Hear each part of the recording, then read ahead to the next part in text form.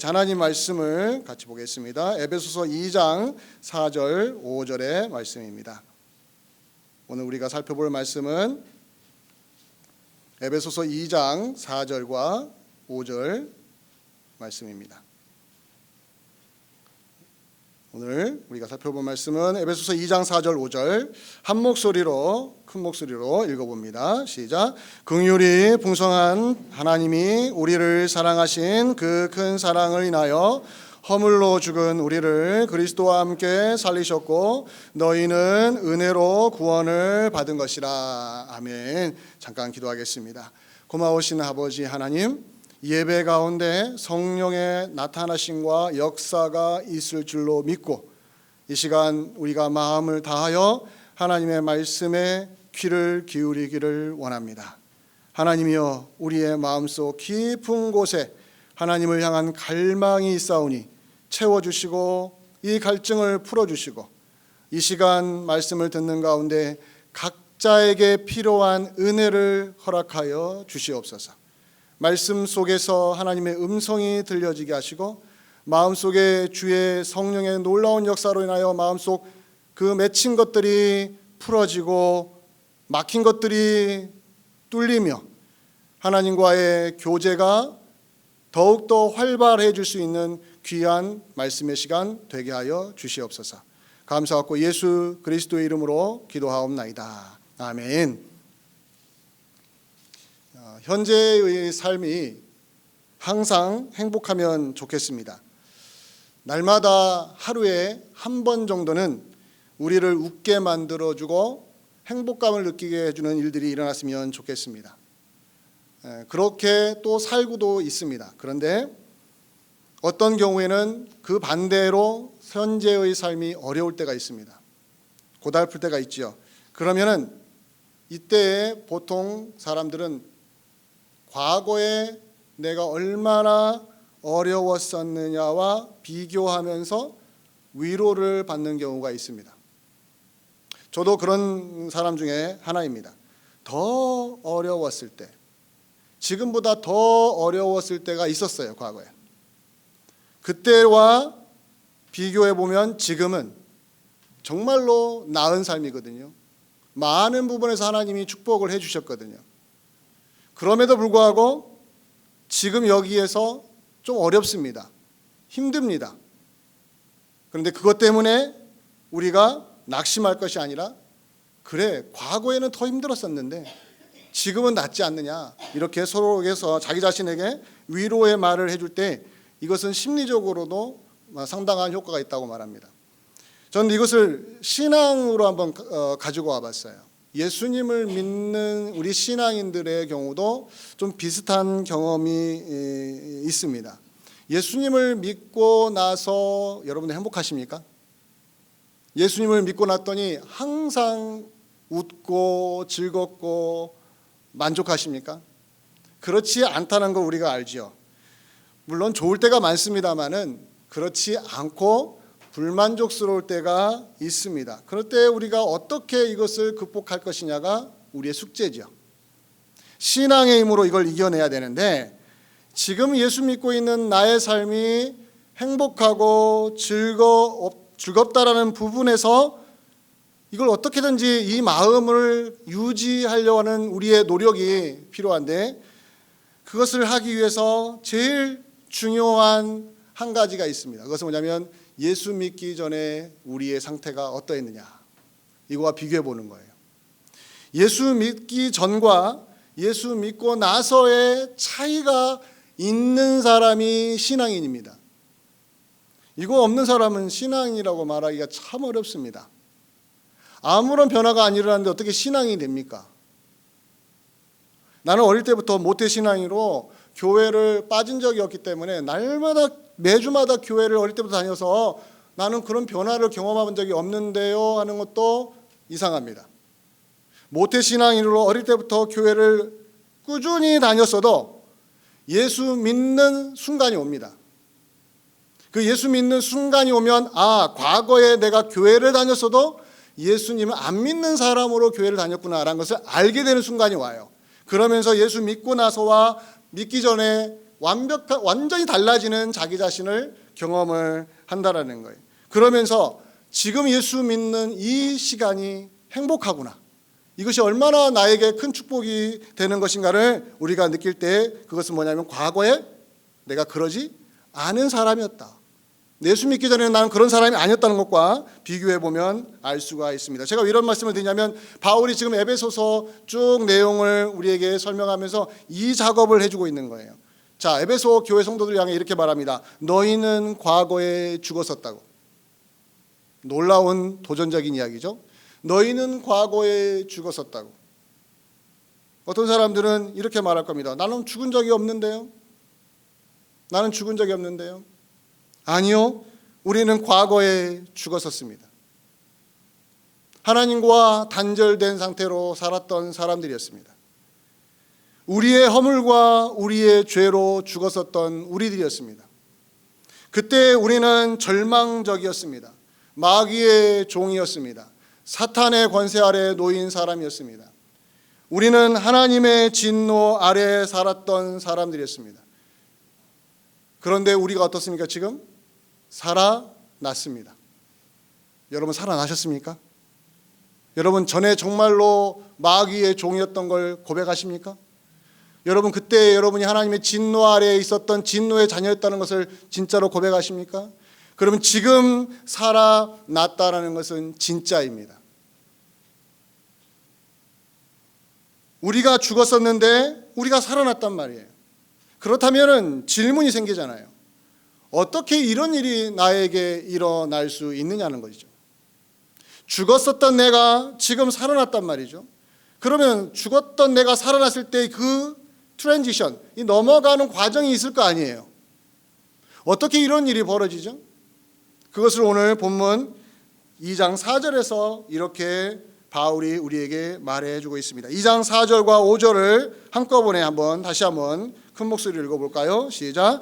긍휼이 풍성하신 하나님이 우리를 사랑하신 그 큰 사랑을 인하여 허물로 죽은 우리를 그리스도와 함께 살리셨고, 긴 문장입니다. 이걸 짧게 이렇게 말씀을 드리겠습니다. 하나님이 우리를 살리셨습니다. 이렇게 말하면 돼요. 그런데 그 우리 앞에 한 단어를 더 추가하십시오. 하나님이 죽은 우리를 살리셨습니다. 이것이 바로 에베소서 2장 4절과 5절의 긴 문장을 짧게 요약했을 때 우리 마음속에 담아두어야 될 진리입니다. 하나님이 죽었던 우리를 어떻게 하셨다고요? 살리셨다고요. 누가 그 일을 하셨다고요? 내가요? 내가 죽었다가 내가 살아났습니까? 아니요, 하나님이요. 우리 하나님이 우리를 죽은 자 가운데서 살려내셨습니다. 하나님 외에 어떠한 존재도 이 일을 해낼 수가 없습니다. 여러분 믿으시죠? 이게 믿어져야 신앙인입니다. 하나님이 내게 오셔서 죽은 나를 살리셨다라는 분명한 경험이 있어야만 나는 지금 예수 믿는 사람이라고 자신 있게 말할 수 있다는 거예요. 내 힘으로, 내 능력으로, 내 기도로, 나의 헌신으로 넘어온 것이 아니라 하나님이 그리스도 예수 안에서 나를 죽은 자 가운데서 살려내셨다는 하나님이 모든 주권을 갖고 계시다라는 이 고백이 이루어졌을 때 우리는 진짜로 예수님을 믿는 사람이 되는 것입니다. 자, 그렇다면 왜요? 이 질문을 던질게요. 왜 하나님이 죽은 우리를 살리셨습니까? 누군가가 여러분에게 물어봅니다. 하나님이 왜 당신을 살려냈을까요? 당신이 죽었는데 죽은 당신을 하나님이 살려낼 이유가 무엇입니까? 이 질문을 받는다면 뭐라고 답하시겠습니까? 여러분, 부모는 자식을 위하여 죽을 각오를 합니다.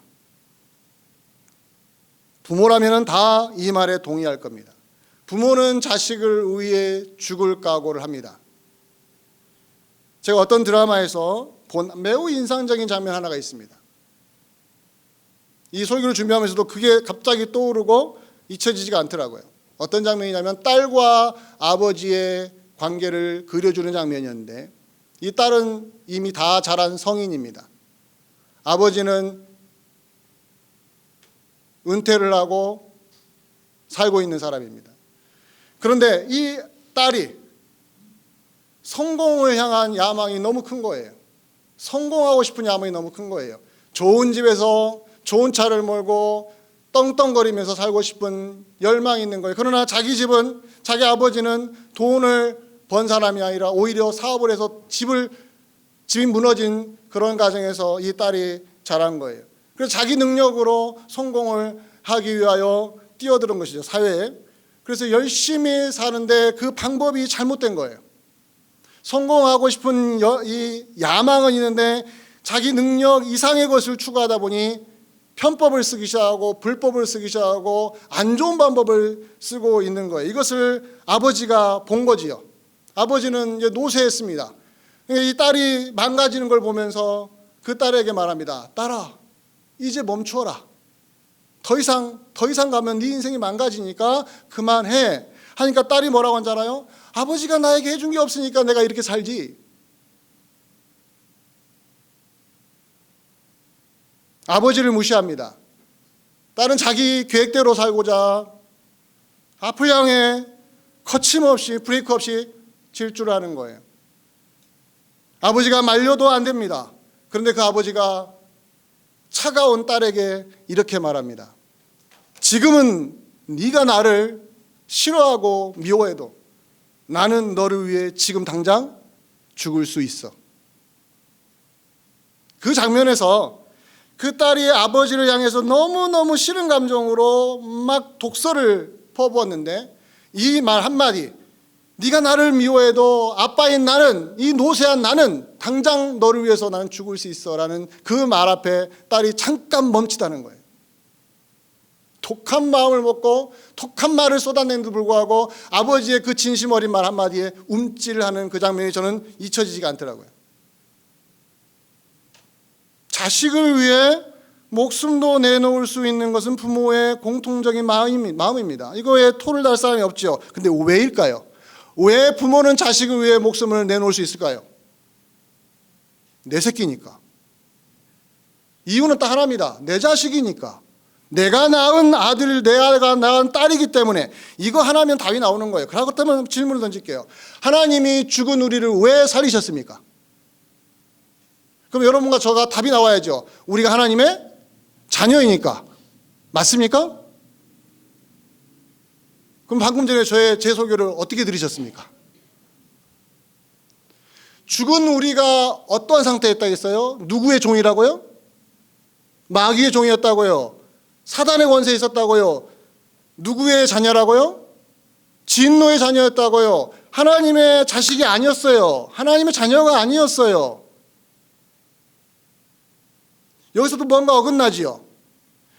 하나님이 죽은 우리, 죽었다는 것은 마귀의 자녀이고 진노의 자녀이고 생명이 없는 자이고 하나님의 자녀가 아니었던 우리를 왜 살리셨냐는 거예요. 그것도 자기의 분신과 같은 하나밖에 없는 아들인 예수를 이 땅에 보내셔서 십자가의 죽음에 내놓으면서까지 마귀의 자녀인 우리를, 진노의 자녀인 우리를 왜 살리셨냐는 거예요. 여러분이 하나님의 자녀이니까요? 아니라니까요. 하나님 자녀 아니에요. 아니었어요. 여러분, 우리는 본래 진노의 자녀였어요. 여러분, 태어날 때 하나님의 자녀로 태어난 사람이 아닙니다. 그러면 예수 믿을 필요가 뭐가 있습니까? 태어날 때부터 하나님의 자녀면 예수 믿을 필요가 없지요.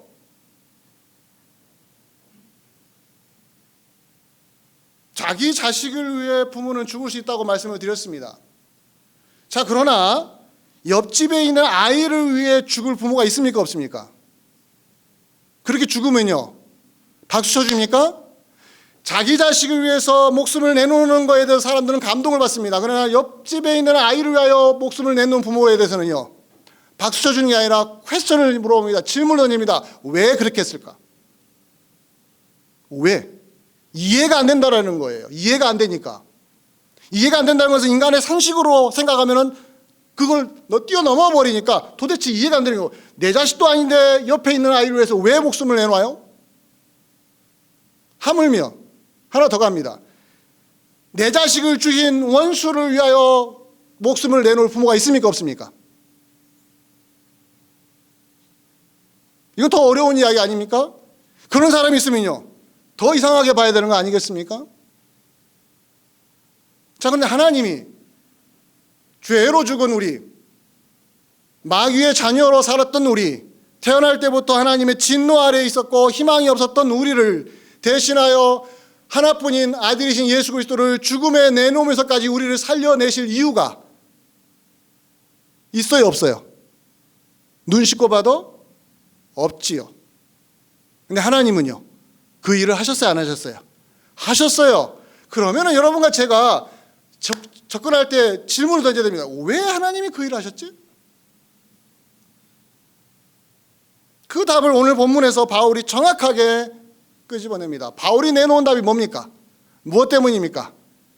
하나님의 긍휼 때문입니다. 이렇게 가셔야 돼요. 내가 하나님의 자녀이니까, 난 태어날 때부터 하나님으로부터 사랑을 받은 사람으로 태어났으니까, 내가 하나님께 뭔가 잘한 것이 있으니까, 아니요, 나는 못했어도 내가 못했으니까 내 어머니가 기도해 줬으니까 내가 하나님의 뱃속에서 엄마 뱃속부터 하나님의 자녀로 태어났으니까 자꾸 어디다가 포커스를 맞추는 거예요? 우리에게 뭔가 하나님께 이쁨 받을 만한 것이 있는 것이냐 접근하면은 하나님의 긍휼은 어떻게 되는 것이죠? 사라져버리는 거예요. 오늘 본문 2장 4절을 다시 한번 봅니다. 2장 4절에 긍휼이 풍성하신 하나님이 우리를 사랑하신 그 큰 사랑을 인하여, 너무 아름다운 문장 아닙니까? 이 말씀은 외우고 또 외워도 모자람이 없는 너무 주옥 같은 말씀입니다. 긍휼이 풍성하신 하나님이 우리를 사랑하신 그 위대한 사랑을 우리가 받아서 우리가 살아났다라는 이야기를 해주는데, 여기에서 돋보이는 게 뭡니까? 하나님의 사랑이죠. 저 이미 이야기를 한번 했습니다. 하나님의 사랑, 하나님의 위대한 사랑 때문에 우리가 살아났다고. 맞습니다. 거기에 조금 더 반론을 제기할 수 없습니다. 자, 그런데 물어볼게요. 왜 우리를 사랑하셨어요? 다시 물어봅니다. 하나님이 우리를 사랑하셨는데 왜 사랑하셨어요? 우리가 사랑받을 만한 사람이라서요? 우리가 그 정도로 귀한 사람이라서요? 우리는 이미 태어날 때부터 사랑받기 위해 태어났기 때문인가요? 내 부모님이 나를 위해서 기도해 줬기 때문인가요? 어머니가 어머니 태에 있는 나를 위하여 새벽마다 가서 하나님 내 뱃속에 있는 아이를 위하여 축복하시옵소서, 이것이 있어서 여러분 우리가 태어날 때부터 우리는 하나님의 사랑을 받은 것인가요? 그게 다 행위 구원이고 그게 다 공로 구원입니다. 내가 그럴 만한 자격이 있다라는 내 쪽에서 원인을 찾는 불행한 신앙관을 갖고 있으면 그렇게 답을 하는 거예요. 자, 보십시오. 오늘 본문에서 우리를 사랑하신 하나님의 그 큰 사랑 앞에 뭐가 나옵니까? 우리가 그럴 만한 자격이 있고 그럴 만한 행동을 했기 때문이 아니라 어떤 하나님이라고 말해요? 긍휼이 풍성하신 하나님이라고. 그렇다면 여러분과 제가 하나님이 나를 너무너무 사랑하셨습니다 하면은 곧바로 여러분과 제가 가야 될 곳은 어디입니까? 하나님이 얼마나 긍휼이 풍성하신가.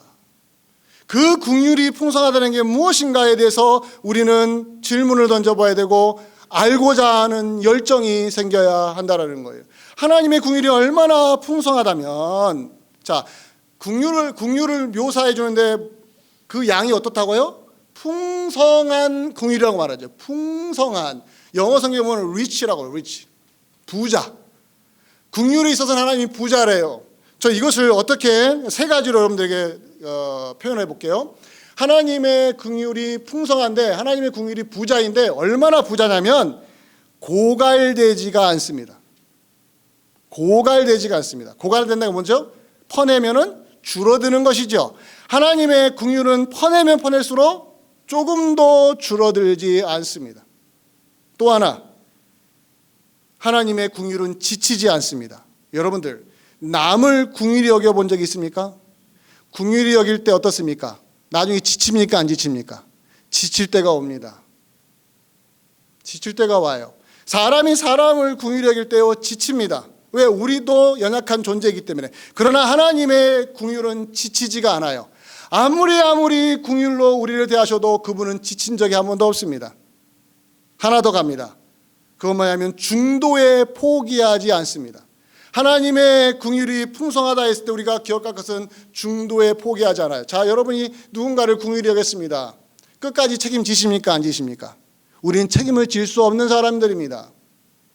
적당히 하다가 물러나는 게 우리의 처지입니다. 그거 가지고 누가 돌 던질 사람 없습니다. 비난할 사람 없습니다. 한 번만 긍휼히 여겨도요 대단한 겁니다. 왜? 한 번도 긍휼히 여기지 않는 사람도 많으니까. 우리가 남을 긍휼히 여길 때, 남을 불쌍히 여길 때는요 지치고 고갈되고 그렇기 때문에 중도에 포기 안 해요. 중도에 그만둡니다. 그러나 하나님의 긍휼은 어떻습니까? 고갈되지도 않고 지치지도 않으니까 중도에 포기할 일이 있어요, 없어요?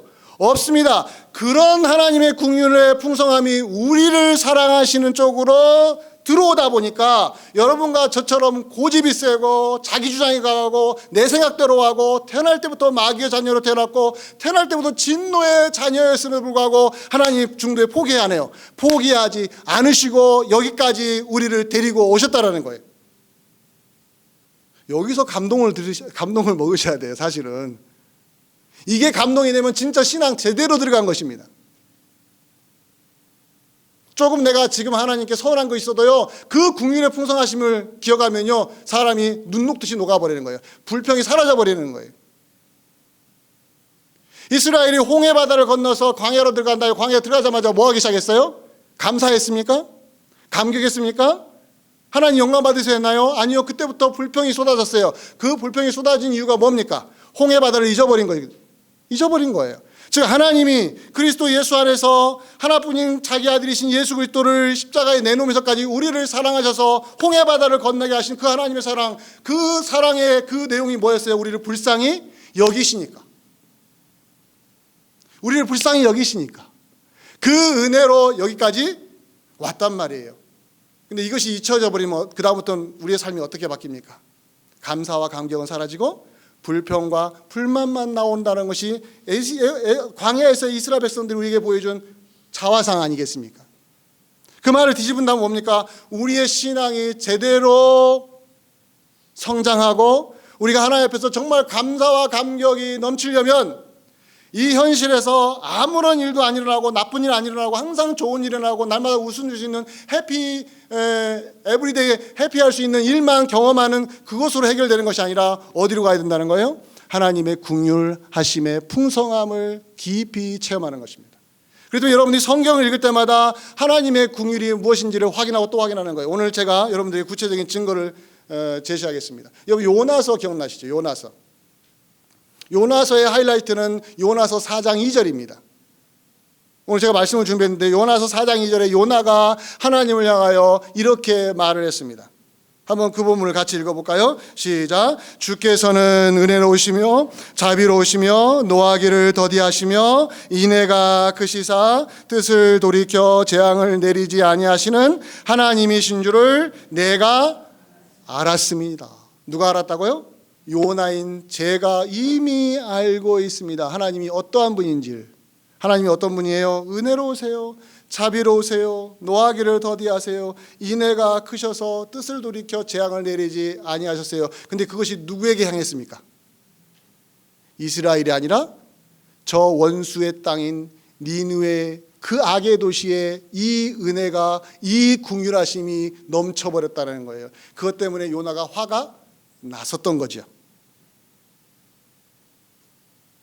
요나는 자기 백성에게 쏟아지는 하나님의 긍휼은 감사했지만 저 원수인 니느웨 도시에 하나님의 긍휼이 임한 것에 대해서는요 분노했던 사람이었습니다. 그러나 마음은 삐뚤어져도 입은 똑발랐어요. 그러니까 4장 2절에 뭐랍니까? 주께서는 긍휼이 풍성하신 분이야. 나 이미 알고 있어.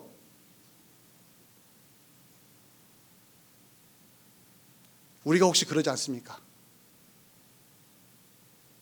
나를 향한 하나님의 긍휼은 너무 기쁜데 남에게 향하진, 특히 그 남이 내가 싫은 사람, 내가 미워하는 사람, 내가 별로 달가워하지 않는 사람, 나에게 상처 주는 사람에게 은혜가 임한 것에 대해서는 우리가 어느 순간 감사하기보다는 다른 마음 품을 때가 있지 않습니까? 그럼 우리에게 뭐가 더 필요해요? 그러니까 우리가 혼나야 되는 건가요? 아니요. 하나님의 긍휼이 더 풍성하게 내 안에 임할 수 있도록 계속해서 어디로 가야 되는 거예요? 하나님이 나를 얼마나 긍휼히 여기시는가 쪽으로 묵상을 해야 내가 살아날 수 있다는 것입니다. 요나서가 그걸 가르쳐 주는 거예요. 요나가 못났지요. 선지자가 이렇게 못나면 안 되지요. 근데 말은 똑바로 했습니다. 마음 삐뚤어졌습니다. 그럼에도 불구하고 하나님이 요나도 포기하지 않으시고 끝까지 뭘 가르쳐 줬어요? 내가 얼마나 긍휼이 많은 하나님인 줄 아느냐라고 요나에게 계속해서 강조하고 가르쳐 주었던 거죠. 왜요? 신앙인이 삐뚤어지면 무엇으로 회복할 수 있냐면 하나님의 긍휼을 체험하는 것밖에 없습니다. 그것밖에 없어요. 가르친다고 안 됩니다. 혼낸다고 안 됩니다. 혼내면 더 어긋나는 거 아시죠? 여러분, 우리가 자식을 키워보면 알잖아요. 자식이 참 못난 짓 많이 해요. 그래서 너 이거 잘못했지, 이거 잘못했으면 애가 뭐라고 그래요? 엄마 맞아. 그러나 나 더 어긋날 거야. 이렇게 가는 거예요. 근데 그 엄마가 어떻게 합니까? 그 잘못한 걸 다 아는데도 말 한마디 안 합니다. 그러면서 아침밥을 먹입니다. 그렇게 용돈 주면 용돈 가지고 게임 가가지고 막 오락실 가가지고 이것만 합니다. 그런데도 뭘 줘요 또? 용돈 또 줘요. 이게 하나님의 긍휼이에요.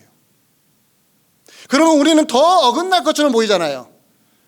하나님이 주시는 은혜 가지고 엉뚱한 데 사용하고 나쁜 데 사용하니까 은혜를 끊어야 되잖아요. 근데 하나님은 우리를 고치실 때 어떻게 하냐면 더 큰 은혜를 줘버리시는 거예요. 압도하는 은혜를 줘버리는 거예요. 압도하는 긍휼을 줘버리는 거예요. 그래서 풍성하신 뭐라고 그래요? 긍휼이라고 하는 거예요. 이게 바로 하나님이 우리를 고치시는 방법입니다. 지금도 하나님은 교회를 그렇게 가르치십니다. 또 하나 볼게요. 똑같은 내용이 나오는 출애굽기 34장 6절을 한번 확인해 볼게요. 요나가 했던 고백이 이미 모세에게 하나님이 가르쳐준 내용과 딱 일치하는데 그 내용을 볼까요? 같이 읽어봅니다. 시작. 여호와께서 그의 앞으로 지나가시며 선포하시되 여호와라 여호와라 자비롭고 은혜롭고 노하기를 더디하고 인자와 진실이 많은 하나님이라. 어떻습니까? 모세에게 하신 하나님의 말씀과 요나가 깨달았던 것과 정확하게 일치한 걸 느끼시죠? 시대는요 수천 년의 수백 년의 수천 년의 시간이 흘렀어도요 하나님의 변함없는 속성은 뭡니까? 긍휼이 풍성하신 하나님이라는 거예요. 그것이 이스라엘의 그 버릇을 고쳐놨고 요나의 버릇을 고쳐놨고 오늘날 이 시대에 우리의 삐뚤어진 신앙도 하나님의 풍성하신 긍휼로 고침을 받을 수 있다라는 것입니다. 이게 바로 우리의 소망이에요. 그래서 예수님이 유명한 비유 하나 하셨잖아요. 예수님이 어떤 비유였냐면 무자비한 종의 비유를 하나 하셨는데 그 내용이 뭐냐면 여러분 다 아실 거예요. 어떤 임금이 자기 종들에게 계산을 했습니다. 근데 그 종 중에 하나가 어땠냐면은 1만 달란트의 빚을 임금에게 진 거예요. 그 유명한 1만 달란트. 평생 갚을 수 없는 돈. 근데 그 종은 자기 집에 갚을 만한 돈이 하나도 없는 거예요. 그래서 불렀습니다. 너 돈 갚으라고. 종이 뭐라고 합니까? 제발 갚을 테니까 시간 좀 달라고. 아니 돈 한 푼도 없는 사람이 자존심을 내세우는 거지요. 그랬을 때 그 임금이 뭐라고 했냐면 마태복음 18장 27절에 그 유명한 말을 해주었습니다. 함께 한번 마태복음 18장 27절을 볼까요? 읽어보겠습니다. 시작. 그 종의 주인이 불쌍히 여겨 놓아보내며 그 빚을 탕감하여 주었습니다. 자 보세요. 이 문장을 잡으세요. 이 종의 주인이 누굽니까? 우리에게는 하나님이시죠. 하나님으로 대입해도 괜찮습니다. 하나님이 우리를 불쌍히 여겨 놓아 보내며 그 빚을 뭐 했다고요? 줄여줬습니까? 1만 달란트에서 줄여줬어요? 뭐 20%를 깎아줬나요? 50%를 깎아줬나요? 아니요.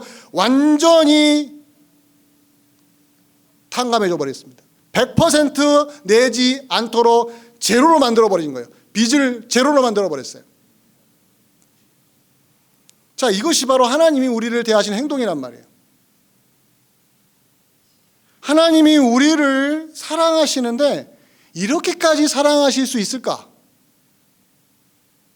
그분의 긍휼이, 그분이 우리를 불쌍히 여기는 마음이 얼마나 대단하면 이렇게까지 우리에게 기회를 주시고 또 기회를 주실까? 이것이 믿어진 성도님들은 축복받은 사람입니다.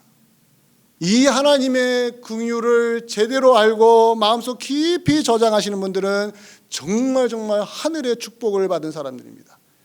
이 축복을 받은 사람들의 반응이 어떻게 나타나는지 마지막 확인해보고 오늘 말씀을 정리하기를 원합니다. 에베소서 2장 5절을 다시 한번 볼까요? 에베소 2장 5절을 보면 허물로 죽은 우리를 살리셨고, 그 다음에 가로 안에 뭐가 써 있습니까? 가로 안에 너희가 은혜로 구원을 받은 것이라. 너희가 은혜로 구원을 받은 것이라. 하나님의 긍휼이 죽은 우리를, 마귀의 자녀였고 진노의 자녀였던 우리를 살려내셨는데 그 가로 안에 뭐라고 했습니까? 너희가 은혜로 구원을 받은 것이라. 그렇다면 하나님의 긍휼이 풍성하다는 걸 체험한 성도님들의 마음에서 우러나오는 반응은 뭐겠습니까? 은혜 구원을 찬양하기 시작합니다. 가장 두드러진 특징입니다. 예수님을 제대로 믿고 나서 제일 확실하게 밖으로 표현하는 방식이 뭐냐면 하나님의 은혜를 찬양하기 시작합니다. 은혜가 뭘까요? 죄인을 향한 하나님의 긍휼과 사랑이죠. 자격이 없는 나를 용서하신 하나님의 긍휼과 사랑이죠. 그 은혜예요. 그 은혜란 것은 값없이 나에게 어떠한 요구도 하지 않고 어떤 조건도 내걸지 않고 그냥 값없이 그냥 쏟아 부어주신 그 은혜, 그 은혜로 내가 구원을 받았다는 거에 감격하고 감사해서 찬양이 내 마음속에서 흘러나오기 시작하는 것입니다. 그래서 하나님의 긍휼을 성경을 읽으면서 와, 이스라엘을 이렇게 사랑하셨다고? 니느웨 같은 그 악의 도시를 하나님이 긍휼 하나로 그들을 덮어주셨다고? 신약으로 넘어오니까 허물과 죄로 죽은 우리가, 공중의 권세 잡은 자를 따랐던 우리가, 태어날 때부터 진노의 자녀였던 우리가 이제 그리스도 예수 안에서 살아났다고? 그 모든 것이 하나님이 우리를 긍휼히 여겨서 그렇다고? 이것이 어느 순간 내 마음속에 파고들어서 나를 변화시키고 내 마음에서 감동이 일어나고 그것이 믿어지면서 내 입에서 나오는 말이 이렇습니다. 하나님의 은혜가 너무 커서 제가 무엇으로 하나님의 은혜에 보답할 수 있겠습니까? 제 인생을 다 드려도 나는 하나님의 은혜를 갚을 수가 없습니다라는 감탄사가 흘러나오기 시작한다는 거예요.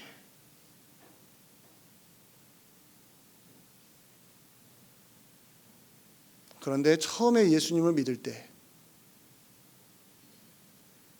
그렇게 감격했던 우리의 은혜에 대한 그 감격이 시간이 흐르면서 세파에 시달리고 사는 거에 고달프고 마음에 상처가 생기면서 희석이 되고 사라지는 안타까움이 우리에게 일어나고 있지 않습니까? 그렇다면 우리에게 회복돼야 될 게 뭘까요? 우리가 더 열심히 잘 살아야 된다고요? 그것도 좋습니다. 근데 우리 입에서 진심으로 은혜 구원을 찬양하는 마음이 생기도록 하나님 앞에 다시 서야 됩니다. 어떻게 서야 될까요? 하나님의 긍휼의 풍성함을 더 깊이 체험하게 하여 주시옵소서. 이것밖에 없어요. 우리 시대, 우리 교회를 살리는 하나님의 은혜는 그 긍휼이 우리 심장에 새겨지는 겁니다. 저 이렇게 말씀을 드리고 싶어요. 긍휼은 은혜의 구원을 우리 심장에 새긴다고 해요. 우리 심장에. 그래서 갈라디아서 마지막, 여러분 갈라디아서 말씀을 인용하면서 말씀을 맺기를 원하는데요. 갈라디아서 6장 17절에 바울이 이런 고백을 하나 했어요. 갈라디아서 6장 17절 함께 한번 읽어봅니다. 시작. 이후로는 누구든지 나를 괴롭게 하지 말라. 내가 내 몸에 무엇을 지녔다고요? 예수의 흔적을 지니고 있노라. 이걸 이렇게 바꾸고 싶어요. 여러분, 나는 내 몸에 하나님의 긍휼이라는 흔적을 갖고 있습니다. 이렇게 바꾸고 싶어요. 나는 내 심장에 하나님의 긍휼의 풍성함이 새겨져 있습니다. 이런 분은 세상이 감당할 수가 없습니다. 이런 분은 사단이 아무리 공격해도 무너지지 않습니다. 심장에 새겨진 하나님의 긍휼이 있는데요, 사단이 무슨 수로 그것을 지울 수가 있겠습니까? 지울 수가 없습니다. 여러분, 우리 마음 안에, 우리 심장 안에 하나님의 긍휼이 그 흔적이 있는지 한번 확인하시고 이번 주에 한번 결단을 내려보시기 바랍니다. 하나님, 내가 잊고 있었던, 소홀히 됐던 하나님의 긍휼의 풍성함을 진심으로 알기를 원합니다. 기도할 때마다 한번 되뇌어 보십시오. 하나님이 어떤 식으로 우리의 영혼을 치유하시는지를 경험하시기를 주의 이름으로 간절히 축원드립니다. 기도하겠습니다. 고마우신 아버지 하나님, 연약하고 부족하고 넘어지는 우리의 이 영혼을 하나님의 긍휼이라는, 풍성하신 긍휼이라는 놀라운 축복으로 우리를 붙드심을 감사드립니다. 못났지만 하나님은 우리를 버리지 않으십니다. 내 고집대로 살지만 한번 그리스도 예수 안에서 나를 선택하신 하나님은 후회하지 않으십니다. 더 큰 사랑으로, 더 풍성한 긍휼로 우리에게 부어주셔서 우리를 바꾸십니다. 우리를 새롭게 하십니다. 우리에게 기회를 주십니다. 하나님, 이 은혜를 받은 우리가 이번 한 주간 동안 하나님의 풍성하신 긍휼의 마음이 녹아내리고 영혼이 녹아내리고 그 심장에 새겨지는 놀라운 축복을 허락하여 주시옵소서. 예수 그리스도 이름으로 기도하옵나이다. 아멘.